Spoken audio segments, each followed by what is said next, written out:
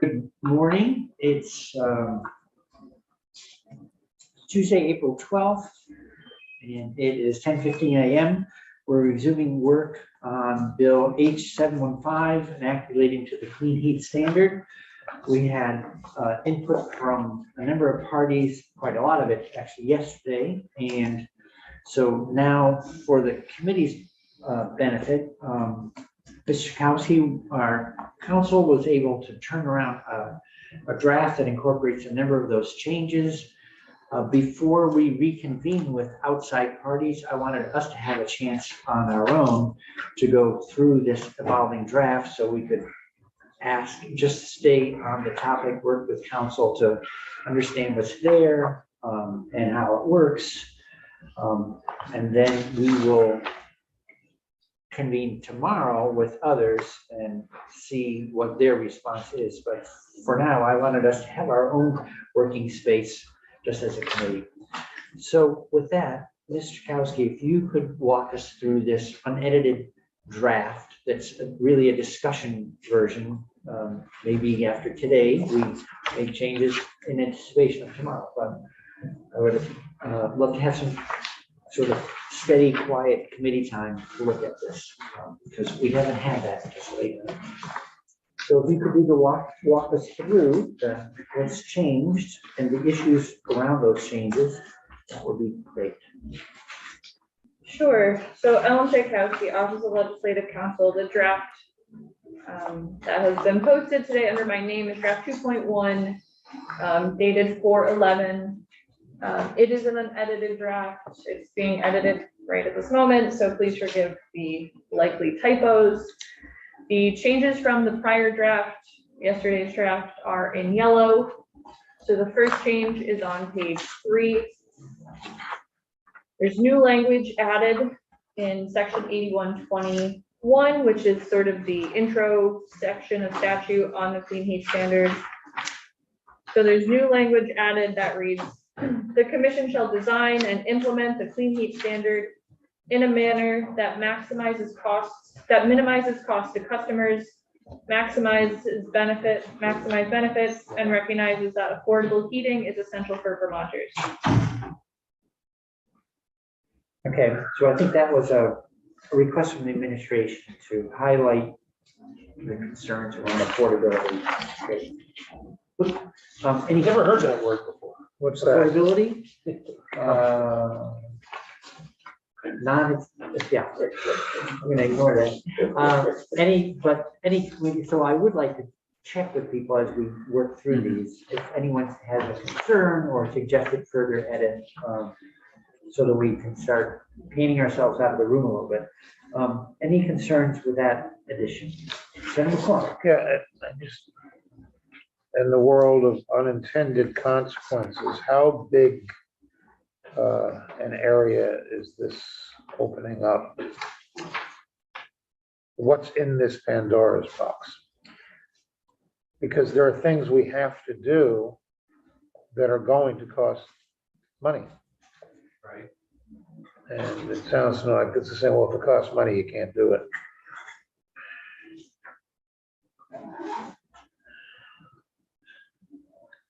Do you want to take a stab at answering that question, or do you feel like it's rhetorical? Well, it is rhetorical, which is to say, okay, I'll rephrase it so it's not rhetorical. I wonder if there's a possibility that this will Block us. in, you know.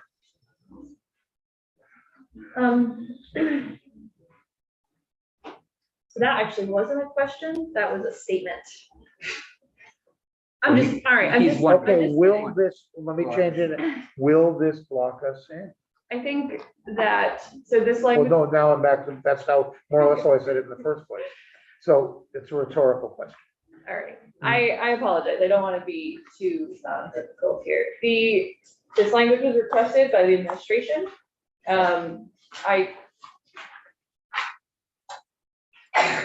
It is providing further direction to the PUC to design and implement the clean heat standard to minimize costs maximize benefits and recognize affordable heating is essential.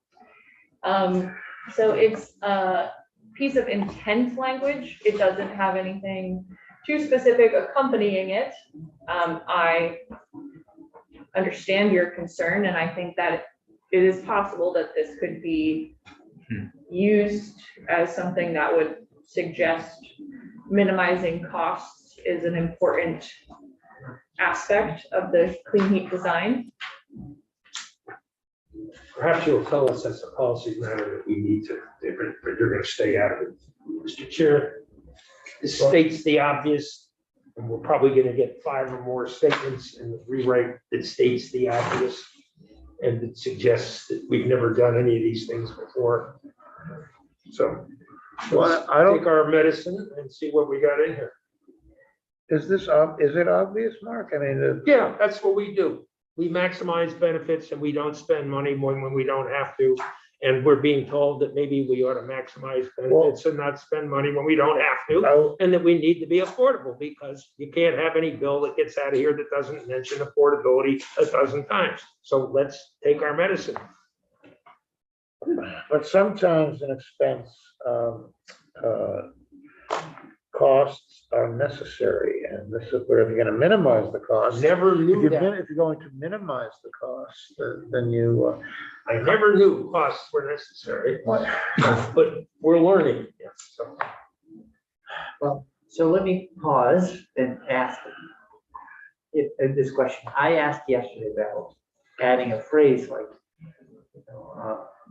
in a manner consistent with 202A, 30 VSA 202A, which is our general statement on state energy policy, which in sub B, actually it's 2, to identify and evaluate on an ongoing basis resources that will meet Vermont's energy service needs in accordance with the principles of least cost integrated planning, including efficiency, conservation, and load management, alternatives, wise use of renewable resources, and environmentally sound energy supply.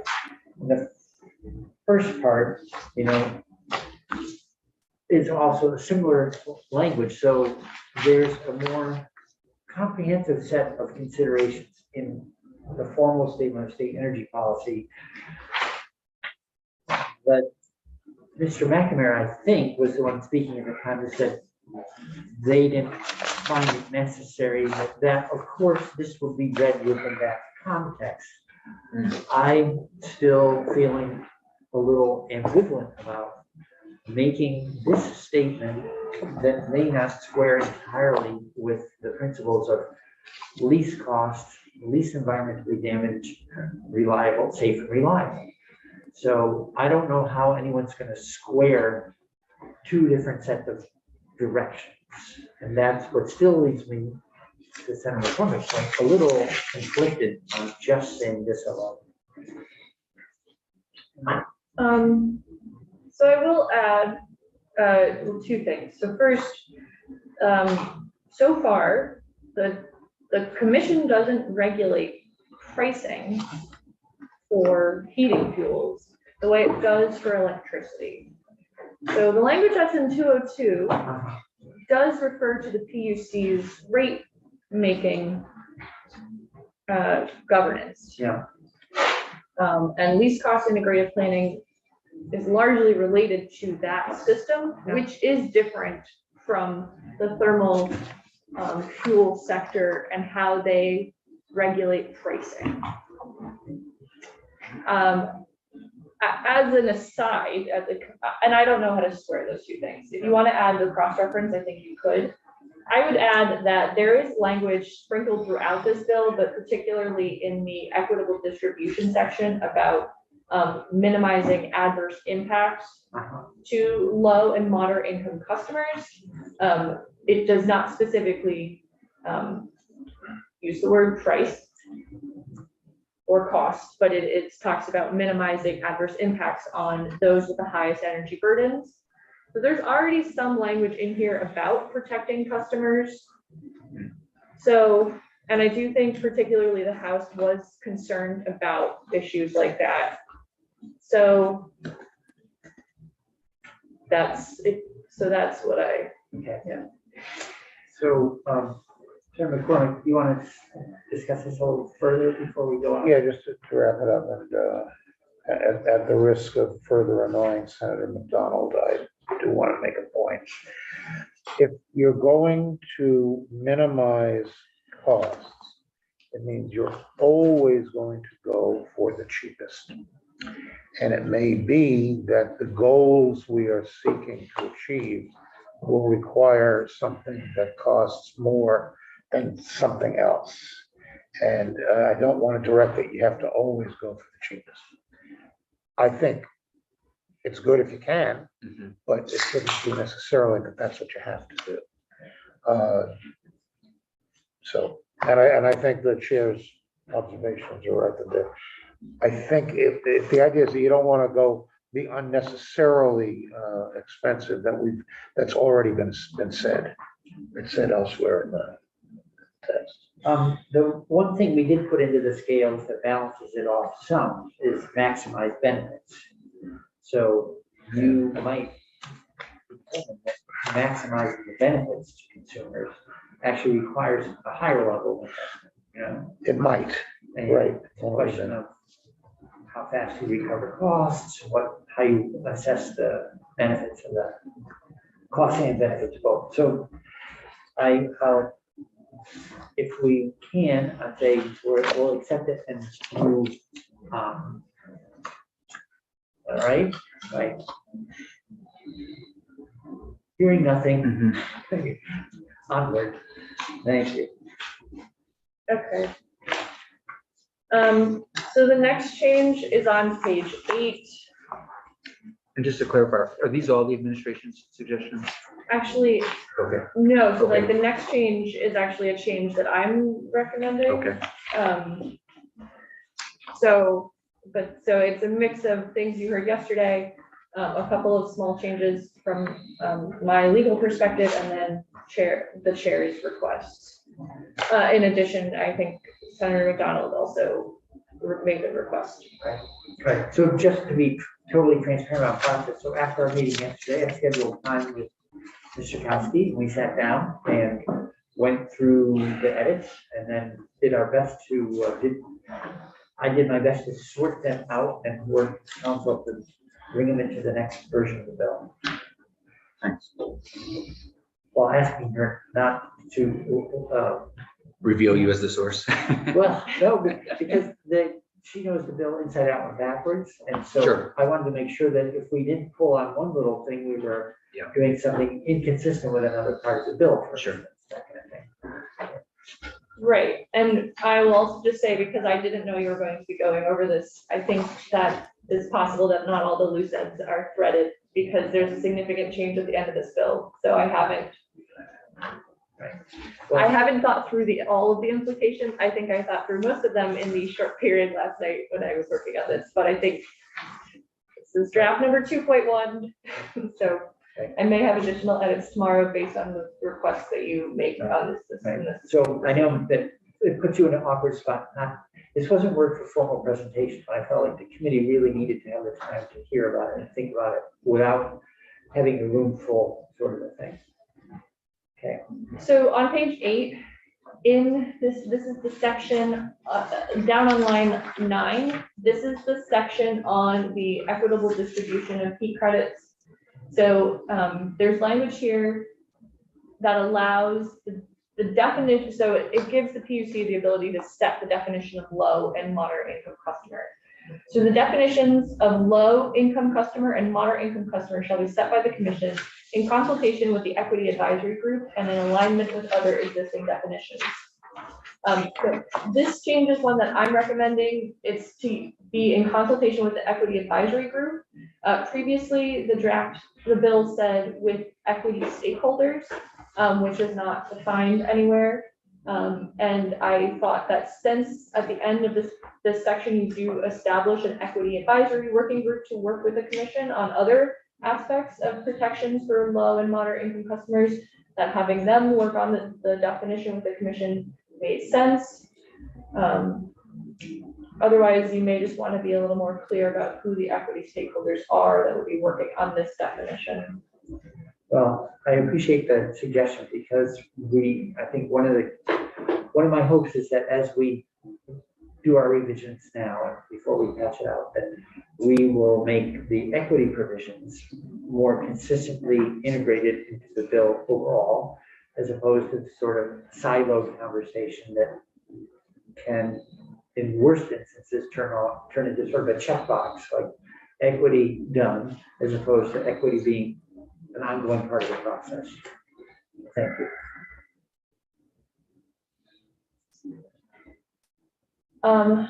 There is new language at the bottom of page 8, and this was recommended by the administration yesterday. So in setting the percentage of clean heat measures that must be delivered to low income and moderate income customers, the commission shall take into account uptake of other government sponsored low income energy subsidies to support clean heat measures. I'm not entirely sure what this provision means.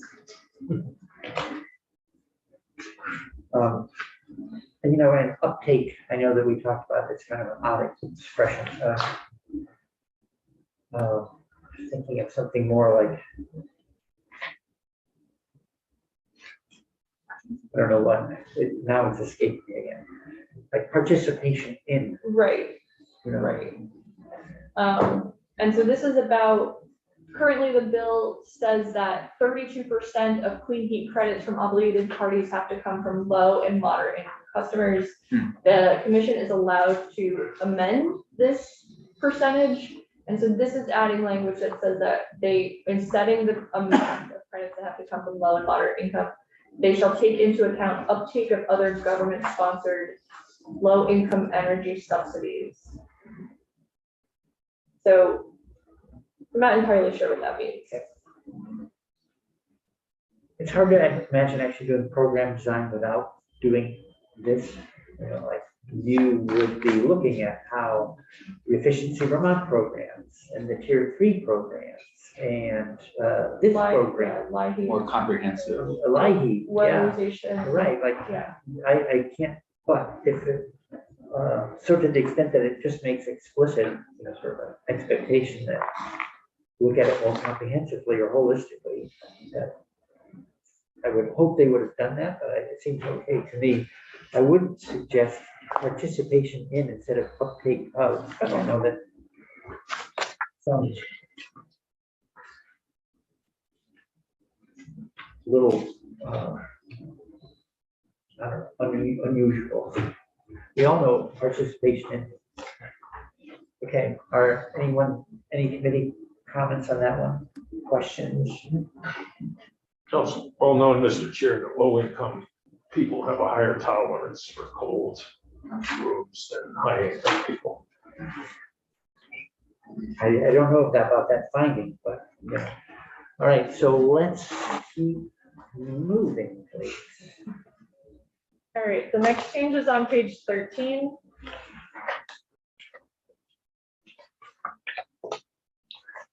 So on page 13, line 2, I actually highlighted the word Vermont, which actually is not a change. However, it's to signify that the sentence immediately after it has been deleted.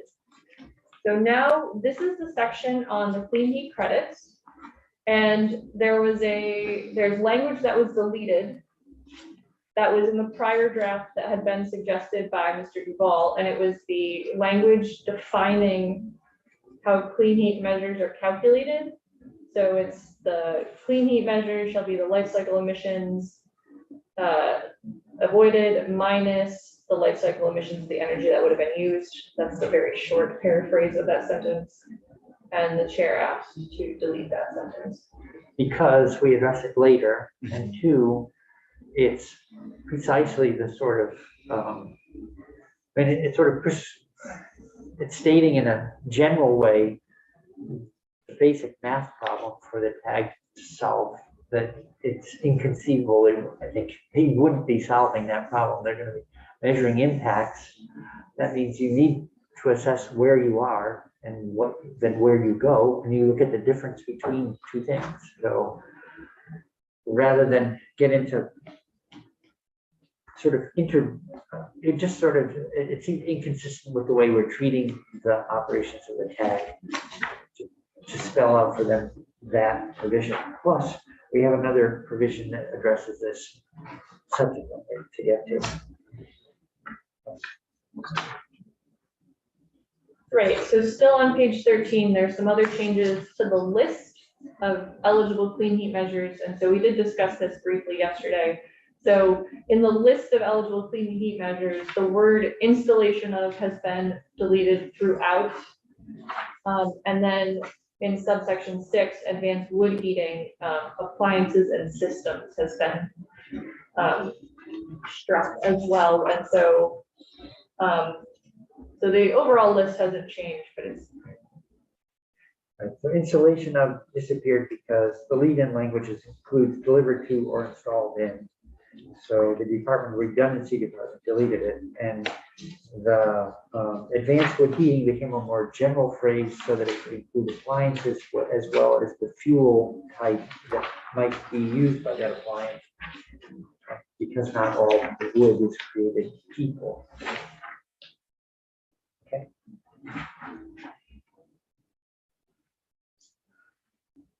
Next on page 14, there is a change to the language that was added yesterday. This very long sentence. And so I can read you the whole sentence, but the change is to now read, to accurately account for emissions from biogenic and geologic sources. So just rearrange that sentence to be easier to read slightly, but it's still a very long sentence. So having been here yesterday, but the biogenic and geologic, that's new language, or that's just the rearranging? Just rearrange. Thank you. Yeah, and that was proposed by Mr. Duvall last week. Right. And what do we gain by doing that? Hopefully some clarity. The prior version read to accurately account for biogenic and geologic emissions. So this was just a grammar change. Mr. Chair,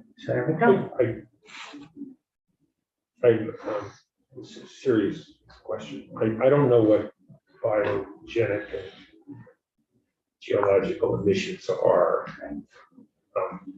I do know, or I do believe that we are asking that if we're going to substitute biofuels for fossil fuels, that there's a serious counting of how much fossil fuel is used to generate biofuels, and then the counting of how much land is used to do biofuels instead of growing food, and how much water is used to produce biofuels in areas where water is in short supply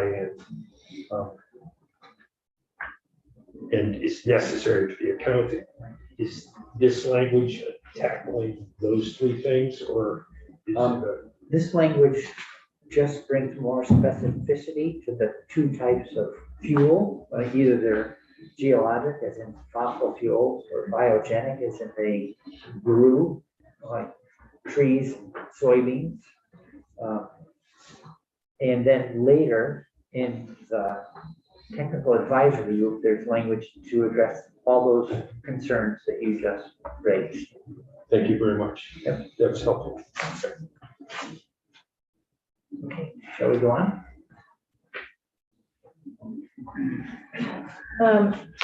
Okay, so on page 15, there's new language, subsection 2.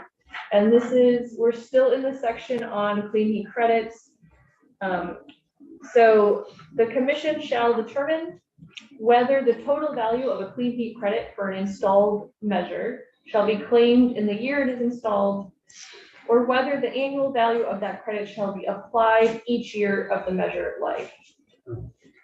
So I do think this was recommended yesterday by the administration. I do think this is a policy change from the bills came over from the House.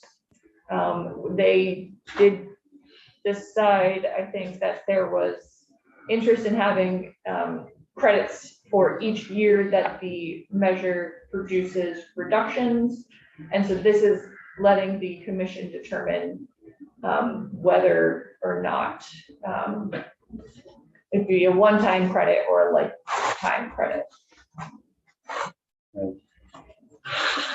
So, right, I mean, we talked about it as front loading all the credit to year one versus each year that the appliance operates.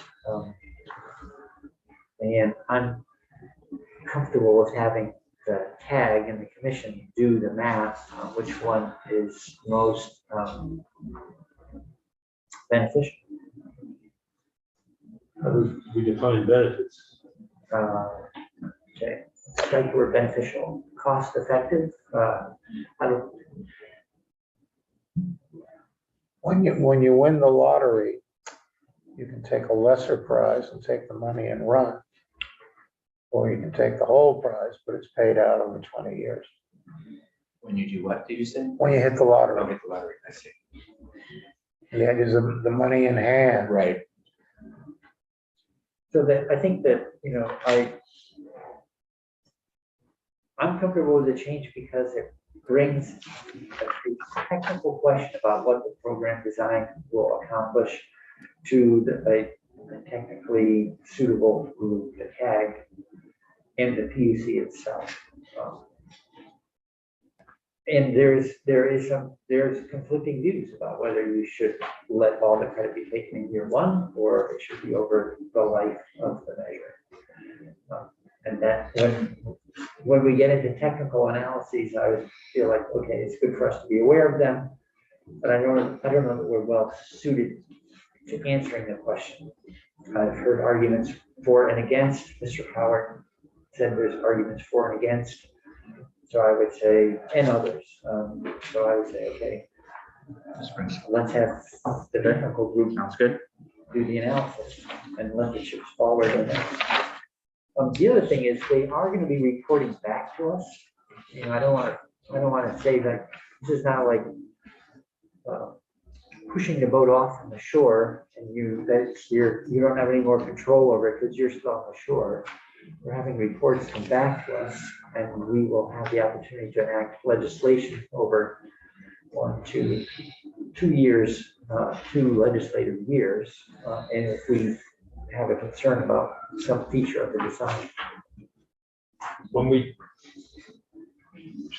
did the energy efficiency for electricity, who made the decision to count it over 20 years as opposed to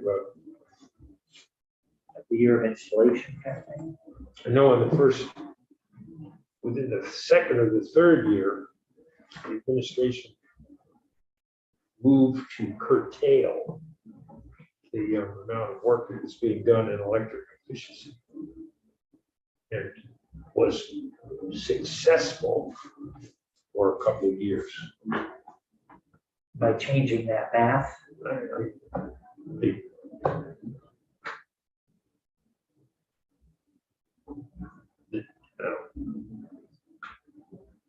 They wanted to sell more electricity because it would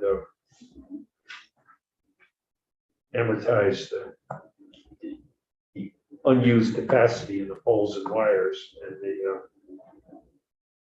purpose of electric efficiency was to delay the full use of poles and wires because that was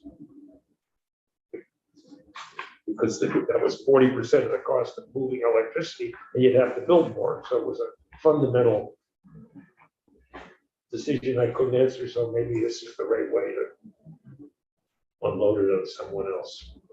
Okay. Well, if we go to the next edit, we get to the part you were talking about before, about land use and water, etc. So I'm going to mark that for now as okay as is. And I think that takes us to 16. Yes. Please. Small change on page 16, line 18. This is the discussion of factors to consider when looking at whether something is going to sustainably produced. So yesterday, the language read, including increases in food costs, and this is now changes on food costs. So that's a modest change. I think that the language is more neutral. The other assumed an increase. But the other, Senator McDonald, to your point, is that entire section, sub 3, addresses the kind of, I'd say, broader environmental concerns around any fuel type.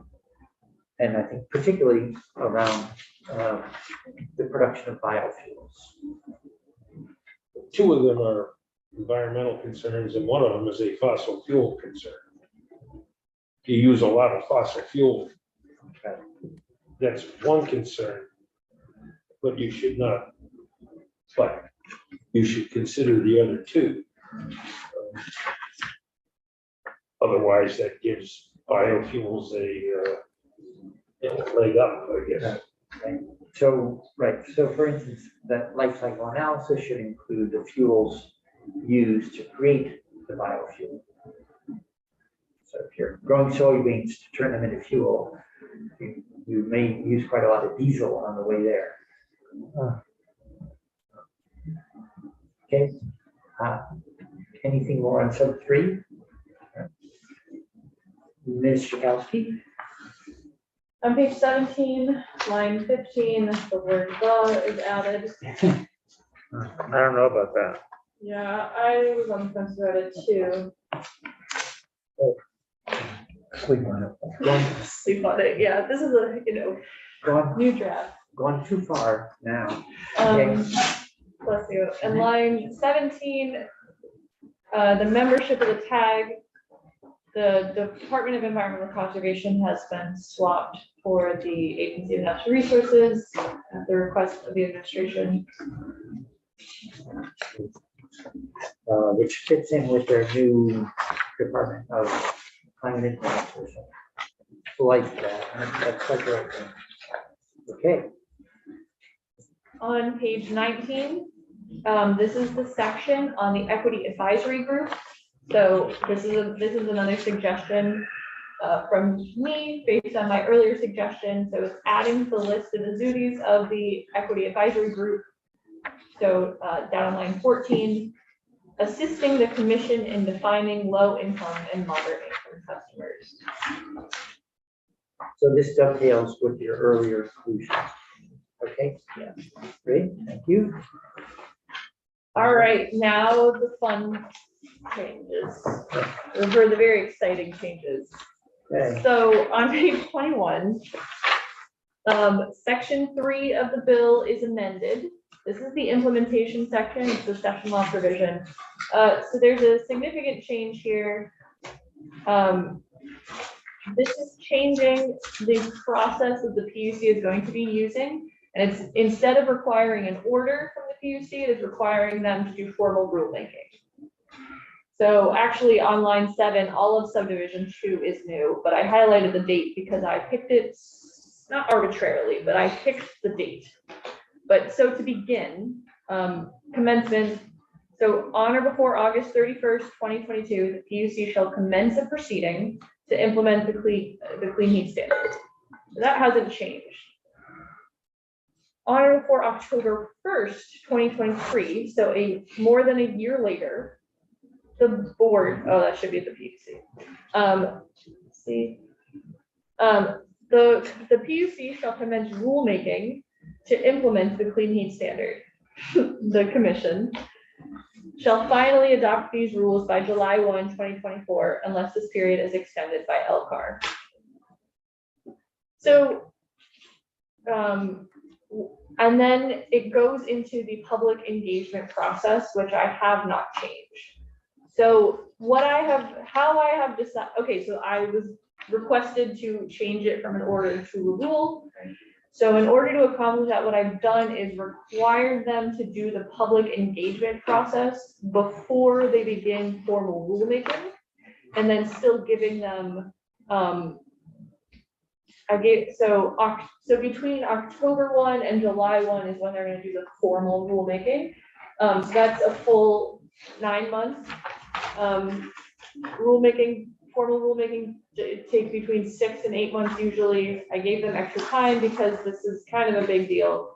But I'm giving them also, but I've given them this draft, a little over a year to do the public engagement process before the rulemaking. So that the public engagement would lead into the creation of the draft rule. Sure, okay. The public engagement process, would you say something about who's overseeing that piece? So, the PUC is Yeah. doing it. They are directed in here to hire a third-party consultant to assist them. And they're given 3 types of meetings that they need to hold. So they need to have a total of at least 10 meetings. Wow. And it's detailed, on page 2, but they have to have 6 public meetings that are hybrid for the public to participate in. Okay. Then there's gonna be, there's 12 meetings. So there's gonna be 4 deliberative polling meetings, which are like focus group meetings. Uh-huh. And then there's supposed to be at least 2 workshops with the stakeholders. Thank you. 3 worship, 3 public. There were 6. 6 public hearings, and we changed it to at least 3 of them have to be hybrid. So remote and in person. Which means the other 3 are people show up. Yeah, or it's actually not clear what the other 3 should be, but I think the PUC stated that they're concerned about technology, so. We trust they won't hold the 3 public ones in Essex, Orleans, and Caledonia. So Does it say geographic? yes, they have to hold them in at least 6 different counties, but you don't mandate which counties. So they may not come down all the way to Bennington and Windward County possibly. They may just stay there. They're gonna make it south, they might not make it to Addison. We'll see an amendment on the floor about that. Right, they may not make it physically in person, but at least 3 of them are supposed to be remote. So, Mr. Chair, I know you probably don't want to belabor this one, but I do remember there was some language on the Act 250 Commission where we were supposed to be there was a reason we ended up down south. There was and so Geographic diversity. something like that. I don't know if the chair, Yeah, again, so, wants to. sure, the goal is spreading them out. So if we're a little more explicit, say something about geographic diversity, then that I think makes it. Fewer more meetings than counties, but we could say, all regions of the state. Well, we had regions and we struck regions because what's a region? And we just went to counties. that's right, the PUC requested that it did read, as it came over from the House, it read at least 6 different regions of the state. And they requested counties, because regions is vague, but, So let's add the geographic diversity. provisions to it. Yeah, because if you wanted to, you could cut out the 4 bottom counties. You could. You want to take that money on this?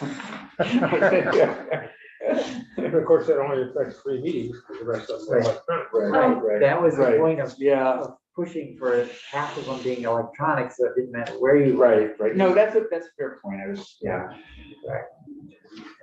so, but, still on page 21, before anyone gets ahead. Yeah. There are a couple of small changes in paragraph C. So subparagraph B requires them to hire a third-party consultant for public engagement. That hasn't changed. But in C, the public engagement process. So before commencing rulemaking, the commission shall use the forms of public engagement described in this subsection to inform the design and implementation of the clean heat standard. So I inserted before the rulemaking here. I didn't know if you were interested in having them do it within a defined set of dates. I think it's implicit the way I drafted it, that it needs to be before, but it isn't. It's vague, so you could say on or before, October 1, 2022, or between October 1, 2022 and October 1, 2023, the commission shall use these forms of public engagement. So you have an option there, and you may want to make it a little more specific than what I said, but Okay, so we'll get some feedback. I mean, since they need to complete the task, I feel like they'll set the schedule in Okay. order to commence rulemaking on time. They'll figure out how to back propagate dates for the other piece, but, Okay. um. And we'll then, mark there. yeah, so then also there was a change. So this is another change that you we need to talk about more. So any failure by the commission to meet the specific procedural requirements of this section shall not affect the validity of the commission's action. So this is language that we did discuss yesterday. This is language that had been requested by the PUC to protect them from a lawsuit in case they missed part of the public engagement process. I think they specifically gave an example about notice. This is broader than just notice. It's about any of the implementation process. So this is something you yesterday did suggest specific procedural requirements to add some additional specificity, but Okay, so if people want to discuss this, let's flag it and keep going. Flag it. If we have 6 minutes, and we're gonna make it. yeah, we're almost done. At the top of page 20, there's a very small change. So the commission shall hold at least 6 public meetings, 3 of which allow members of the public to participate in person and remotely. So the word "that" has been struck, but the rest of the paragraph is unchanged. I'll miss that. Okay, And I will potentially be adding some new language in the next sentence about geographic diversity, as you just discussed. Then the other new change is on page 23, and this is subdivision D on page 23, draft proposed rules. So the commission shall publicly publish draft proposed rules and provide notice of it to the stakeholders who registered their names and email addresses with the commission during the workshops. The commission shall provide a 30-day comment period on the draft and accept written comments. The commission shall incorporate necessary changes in response to public comments before filing the proposed rules with the Secretary of State. So this is again having draft rules before the starting of the formal rulemaking process, and allowing the 30-day comment period. You have an option here because going through the formal rulemaking does again provide a public comment window, but basically I just kept the prior language that was on the draft order. And since there is concern, I think having multiple public comment Yeah. windows may be of use for you, but yeah, I would say, given, right, exactly, concerns that being, having more opportunity for the public to participate, in this case, seems like a positive thing. Okay, and really these changes are triggered by the switch from order to rule, right? yeah. Starting here. Yeah. All right, so then there's two other changes, one of which is kind of small and one of which is not. So on the top of page 24, I changed final order to final rule. So on or before July 1, 2024, the PUC shall adopt final rules to take effect January 1, 2025. So I don't think that I think that the timeline still works out. But it is something to consider. So I still have the clean heat standard going into effect July 1, June. Sorry. The rule goes into, the rule is July 1, 2024 with the program starting January 1, 2025. Okay. Which is how it came over, but now it's using a rule, not order. Okay, so we'll certainly, the PUC will be weighing in as whether or not they think this is a practical schedule. Okay? All right, so finally, there's changes to the check back reports at the end, starting at the bottom of page 24. So the check back reports. So between this bill passing and the clean heat standard starting, there are 2 legislative sessions. So there are reports due from the PUC during each of those sessions. So the first change is that the first report is going to be due February 15th, 2023. That was requested yesterday by A&R to give them more time to work on the report since you've added additional things they need to include in the report. The second report is due to the legislature January 15th, 2024. And I think actually they wanted March, we split the difference so that the legislature would get it in time to take legislative action if we thought it was merited. Great. So then starting at the bottom of page 24 and going into page 25, based on the information regarding projected costs, so this is adding some new sentences to the required reports. So based on the information regarding projected costs, the commission shall recommend cost containment mechanisms to be included in statute. Upon receiving the recommendations regarding cost containment mechanisms provided by the commission, the General Assembly shall determine whether to enact legislation adopting the commission's recommendations. This was recommended by the administration yesterday. I do just want to flag that I think this sentence could be rewritten to address my concern, but I think this is an unusual provision because it is binding a future legislature to act. Because it's directing that the General Assembly determine whether to enact legislation, which is a pretty unusual, I mean, that's what you all do every year, but it's pretty unusual to put it like this. I've been trying to think of how you could word that sentence to not use shall. But otherwise. We've done it before, Mr. Chair, by saying that the legislature could move to halt it. So we'd have to. Well, right, yes. You just sunset the provision. Well, right, so there are other ways you can induce the legislature to act, right, by having a sunset for them to consider. But this is requiring that they consider the commission's report. So I don't think it's insurmountable, but it just felt weird for me as a little bit of an anomaly, but. I think that's a good catch. I think we're not supposed to try to direct a future legislation. And it is, so just to be straight about it, this is a provision the administration brought to try to make the quote unquote check back be somewhat assertive that we examine this and then we respond forward after that. Yeah. Okay.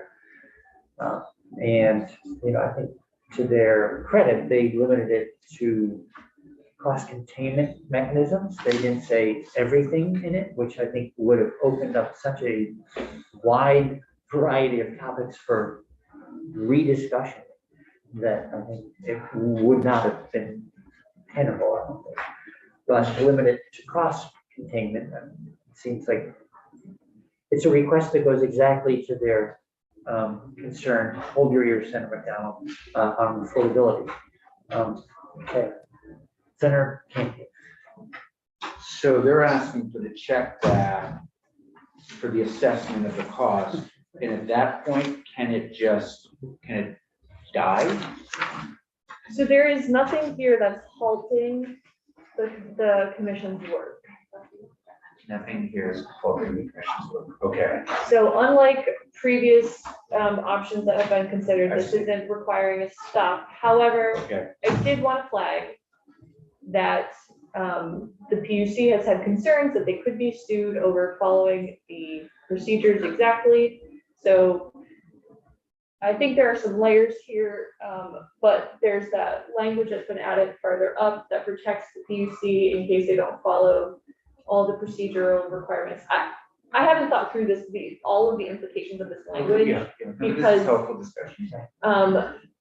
Because how do you demonstrate? All right, so hypothetically, if you all receive the report from the commission on cost containment, and let's say hypothetically that this bill already contains multiple cost containment mechanisms in it, and the General Assembly does not see any need to adopt additional ones, how is it demonstrated that the General Assembly has determined whether to adopt legislation? I suppose inaction is enough, but it's unusual phrasing to me, and I haven't fully thought through it. Well, and thanks for sharing it. I mean, I know it's not, doesn't originate with you but it's helpful Yeah. to see this whole thing coming together and start to think about it. This kind of conversation is very helpful when you share that, yeah.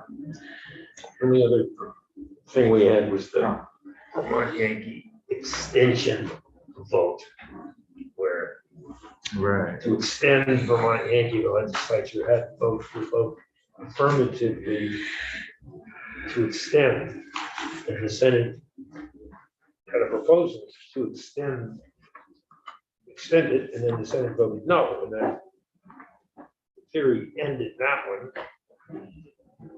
And then Yankee went to court and said the Senate voted against it for safety reasons. Therefore, the Senate's vote was preempted by federal blah, blah, blah, and they went ahead and extended it. So, And then once they won the suit, they announced 2 weeks later they're closing the plant. It's an interesting icing on the whole cake. but they, anyway, Right, well, so yeah, so, I have to. But I don't think we word legislation along the lines of, this bill shall not be repealed. You can't do that, you know? So it's a, I do have The- one other the, witness- minor, stated the dilemma about Right. binding the legislature to a Yeah. vote as opposed to saying the legislature wants something to happen, has to vote. so I would just also add that on line 3 there, it says upon receiving the recommendations.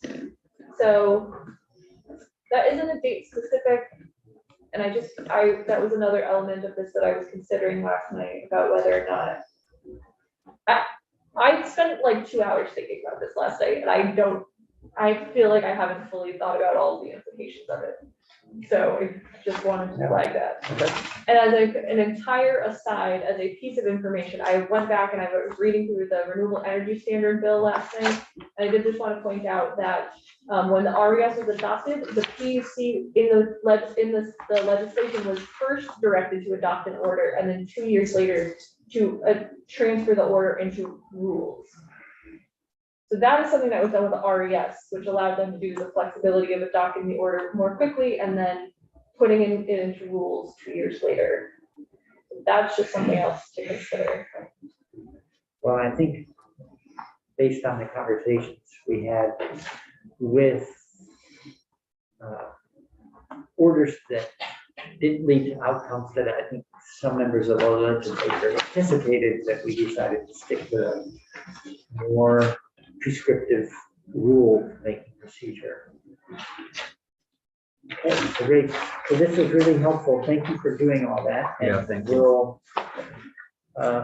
as you're thinking about all that, welcome, further suggestions, et cetera. And now we also have a copy circulating back to the administration so they can be reviewing these changes as they're coming together, and we'll hear from them. We'll take this up tomorrow with others in the room to help see if we're going to